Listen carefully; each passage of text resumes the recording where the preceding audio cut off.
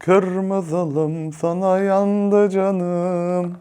Evet, neden videoya bu çirkin sesimle ve bu şarkıyla girdiğimi söyleyeyim. Klavyemiz kırmızı falan değil ama sonunda kırmızı switch'li bir klavye incelemesi yapacağız. Gerçekten özledim. Şöyle size konuğumuzu da tanıtayım. Bugünkü konuğumuz çok da yeni olmayan bir klavye ama inanılmaz satan bir klavye. Game Power'ın Ogre RGB kırmızı switch'li versiyonu. Bu klavyenin mavi switch'li versiyonu da var. Onun da linkini aşağıya bırakıyorum. İsteyenler ona da bakabilirler. Her şeyleri birebir aynı. Sadece switch farkı var. Bilginiz olsun. Hadi çok uzatmayalım. Kutu açılışına geçelim. Evet. Switch'imize uygun güzel bir masa tablosu kullandım. Kırmızı kırmızı bugün devam edeceğiz. Söylediğim gibi markamız Game Power, modelimiz Ogre RGB. Bu modelin Rainbow versiyonu da var. Onun fiyatı biraz daha uygun ama RGB sevenler, renklerle oynayanlar için bu model daha iyi. Kutumuzun arka tarafına geldiğimizde burada kombinasyonları yazıyor ve fonksiyonları yazmışlar. Gayet güzel. Üst tarafta da özellikleri yer alıyor. Zaten videonun devamında söyleyeceğim. Hadi bakalım kutumuzu açalım. Evet. Kutulamayı beğendim. Yanlarda köpüklerle gelmiş. Klavye hiçbir yere temas etmiyordu. Bugün bir farklılık yapalım mı? Kafa atayım. Oğlum kafada nasıl atacağım bunu ya? Köşesi gelir. Evet, kutu içeriğine bir bakalım. Kutumuzdan bir tane kullanım kılavuzu çıktı ve aynı zamanda bir garanti belgesi. Ürünümüzün 2 yıl garantisi var. İçeriğine baktığımda tüm fonksiyonları içine yazmışlar. Kitapçık resimli değil ama çok açıklayıcı yazılmış. Bu arada kullanım kılavuzu da Türkçe. Burada bir kitapçığımız daha var. Üzerinde Only for Gamers yazıyor. Bak bu güzelmiş. Resimli olarak burada da anlatmışlar. Bunu kullanacağım. Burada da biraz bonkör davranmışlar. Her Game Power ürünün içinden çıkan sert stickerlardan 3 tane var bu sefer. İsteyenler istediği yere yapıştırabilirler. Aksesuar olarak kutu içeriğinden de bir tane tuş sökücü çıkıyor. Ve gelelim reise. Tata! Benim favorilerimden olan deri kaplama süngerli bilek desteği çıkıyor. Yumuşak denebilir. Aşırı yumuşak değil. Ama o sünger dokudaki havalı boşluğu hissedebiliyorsunuz. Bilek desteğinin güzel gözüktüğünü söyleyebilirim. Sade bir tasarıma sahip. Burada Game Power logosu işlenmiş. Alt kısmına da 6 tane kauçuk ayaklar yerleştirmişler. Bunu kaldırdık ve geçelim klavyeye. Hoppa! İşte bu ya. Şimdi de klavyemizin teknik özelliklerinden bahsedelim. Game Power Ogre RGB alüminyum yüzeye sahip 104 tuşlu Türkçe Q1 mekanik klavye. Çift baskı yöntemiyle üretilen tuşlarda karakterlerin silinmesi gibi bir durum yok. OTEMU kırmızı switchlerin kullanıldığı klavyemizin her tuş için basış ömrü 50 milyon. Full RGB aydınlatması olan klavyemizde 18 farklı animasyon seçeneği bulunuyor. %100 anti-ghosting özelliği olan klavyemizin 12 adet multimedya tuşu bulunmakta. Klavyemizin yanında ayrıca suni deri kaplı sünger bir bilek desteği de geliyor. Ve son olarak klavyemizin bilgisayar yazılımı sayesinde istediğimiz özelleştirmeleri yapabiliyoruz. Evet, şöyle bir kablomuza bakalım. Şöyle 1.6 metre uzunluğunda örme bir kablo karşılıyor bizi. Kablo kalın diyebilirim ve gayet sağlam duruyor. Şöyle ucumuza baktığımızda USB 2.0 bir bağlantı ucuna sahip. Koruma kapakçığı da var yanında. Klavyenin ışıklarını yakmadan önce bir bilek desteğine bakmak istiyorum.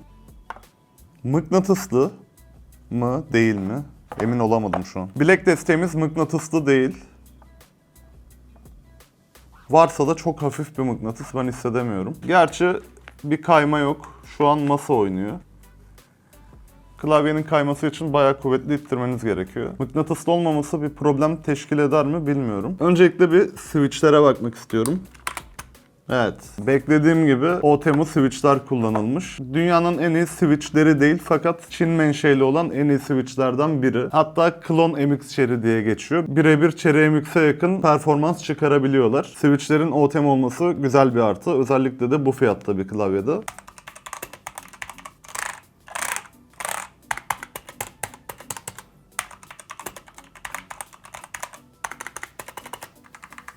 Bir dakika, ben bir şey fark ettim şu an. İncelerken kutunun üstündeki görselle klavye arasında birkaç fark var, onu fark ettim. Bakın mesela burada Shift büyük, büyüktür, küçüktür tuşu yok. Buraya eklemişler. Burada Enter küçük, burada Enter'ımız büyük. Burada Türkçe karakterler yer almıyor. Sonradan üstüne basılmıştır diye düşündüm. Burada Türkçe karakterler basılı gelmiş. Başarılı. Yani eleştireceğim yerleri yok etmişler, onu söyleyeyim. Evet, şu an klavyemizi bilgisayara bağladım. Işıkları yandı. Klavyemize genel olarak bir bakalım. 104 tuştan oluşan tam bir klavyemiz var. Burada numpad bölümümüz var. Yukarıda 12 tane multimedya kısa yolu var. Fn'le birlikte etkinleştirebiliyorsunuz bu tuşları. Oyuncular için tasarlanmış olan Fn artı Windows tuşuyla Windows tuşunu devre dışı bırakabiliyorsunuz. Söylediğim gibi büyük bir Enter tuşumuz var. Türkçe karakterler sonradan basılma değil ve tuşlarımızın hepsi lazer baskı, yani silinmeyen tuşlar. Karakterlerin olduğu yerlerde transparan olduğu için alttaki ışığı yukarı verebiliyor ve rahat bir şekilde karanlıkta ışıkları yandığı sürece tuşları okuyabiliyorsunuz. Şimdi klavyemizin ışıklarına bakalım. Farklı bir kontrol mekanizması var burada. Fn'e basıyorum. Insert ile farklı efektler arasında geçiş yapabiliyoruz. Home tuşunda da öyle mesela. Şu gördüğünüz A1, A2, A3, A6'ya kadar olan tuşlar renk ve efektleri değiştirebildiğiniz tuşlar Fn kombinasyonuyla birlikte. Mesela şu an çok hızlı. Yavaşlatıyorum bunu biraz. Böyle güzel efektler var. Dediğim gibi hızlarını da ayarlayabiliyorsunuz. Fn artı şurada V eksi ve V artı tuşu var. Volüm anlamına geliyor. Artıya basarsanız inanılmaz hızlanıyor bu arada efektler. Basarak da yavaşlatabiliyorsunuz. Yavaşı bile hızlı. Geçelim. Böyle bir efektimiz var. Bir daha geçtim. Bu da bastığınız satırı yakıyor. Başa döndük. A3'e geçiyorum. Böyle bir dalgalanma efekti var. Yine hızlandırabiliyorsunuz bunu da. Dalga, dalga, dalga, dalga. Yavaşlatalım. Devam. Böyle bir efekt var. Bunun yönünü de değiştirebiliyorsunuz. Rengini de değiştirebiliyorsunuz.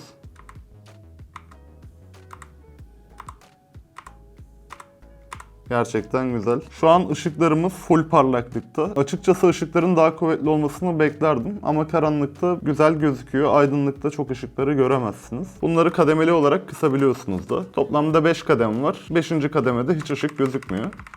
Yine devam ediyorum A3'ten. Böyle bir yağmur efekti var. Ve tekrar dalga moduna geldik. A4'e geçtim. Böyle bir wave efekti var. Hızlandırınca daha da güzel oluyor. Değiştirelim. Yine farklı bir efekt. Oo, pavyon.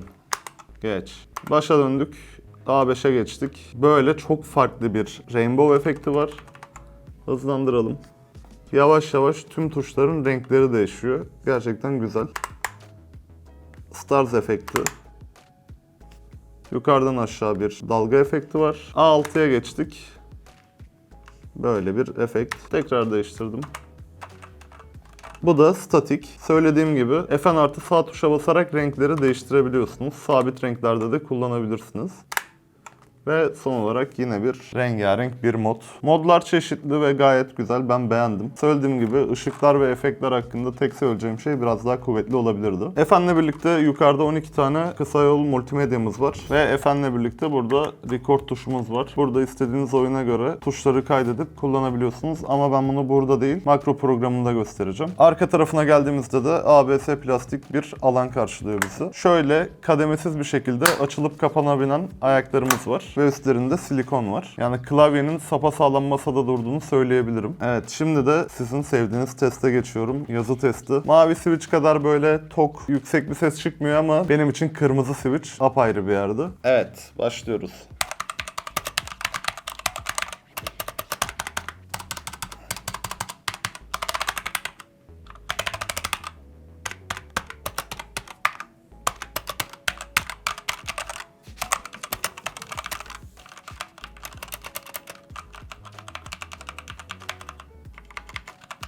Alışmışım mavi switch'e, sanki daha fazla bastığımda daha çok ses çıkacakmış gibi hissediyorum.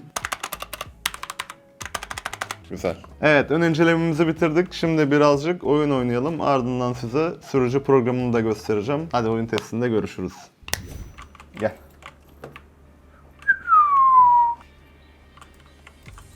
Üzgünüm Joe. Hadi bakalım. Gel buraya gel. Sen kime sıkıyorsun? Oğlum ne oluyor lan bugün?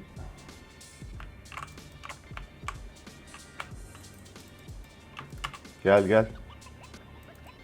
Hayır. Abi klavye ne güzel ya. Bir geri tepme almadığım için istemsiz sert basıyorum. Mavi switch'ten alışkanlık işte. Mavi switch'i oyun oynarken daha çok seviyorum çünkü kulaklık olduğu için çok az alıyorsunuz o tuş sesini. Ama yazı yazarken tam bir facia.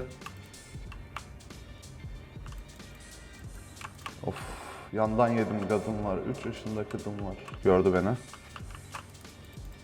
Bilek desteği benim alışkın olduğum bir bilek desteği. Sony deri kaplı sünger. Uzun süre Razer kullandım, bilenler bilir. Razer Ornata Chroma daha doğrusu. Onda da aynı bilek desteği vardı. Bu ona göre biraz daha sert ama yine de yumuşak sayılır. Ayıp be. Kaleyi kurduk buraya ya. Geçit vermiyoruz. Şimdi biri doğacak burada. Gel prenses. İşte geliyor özel harekat. Beni kıstıracaklar burada. Tilt olanlar var bana. Hıyarlara bak. Aha. Hırto ya.